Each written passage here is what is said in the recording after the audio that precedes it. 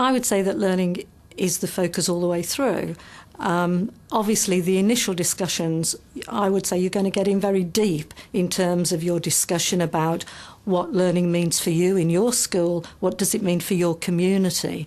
At some stage, you're going to have arrived at some key factors that will then guide you in terms of the type of furniture that you want, but it's all going to relate to the learning activities that will take place. There's absolutely no point, say, looking at a furniture catalogue and saying, oh, that looks cool, unless you've already related it to some kind of zone in your school and you've identified the kind of learning that that furniture is going to support. The focus for us is school improvement and standards, and it is about increasing life chances by giving young people the skills, and we think building schools for the future is an opportunity to improve the environment for the learning so they can actually work in different ways, so they can do project-based work and learn about problem solving, questioning, discussion, research in a more independent way other than the rigidity of the national curriculum. Learning has changed dramatically over the last number of years, getting people to think differently about pedagogy, but also to think about how they organise learning for those students, both in smaller groups,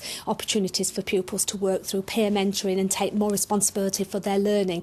And therefore, within that, we need to break away from those just traditional classrooms, but looking at different size learning areas, more open plan areas, more areas where pupils can take themselves off and actually be more responsible for their own learning. The way students have learned in the 19th and 20th century is going to change completely in the 21st with mobile communications devices, with wireless and broadband. And like my granddaughter and grandson are now computer literate, at very young ages. And so we need to use those technologies and rethink the way we use space so that students can learn in a whole range of different modalities. Well, if they don't focus on learning first, they've absolutely had it. Because otherwise, what's their purpose? I mean, the core purpose of a school has to be about learning.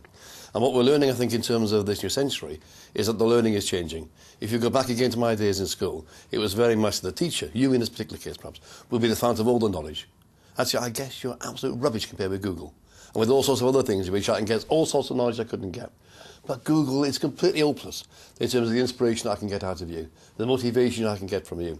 So it is the sense of the social motivation, the person, the idea of building communities, working with each other, helping each other, that is the new, I think, the new real nub of what we're trying to do.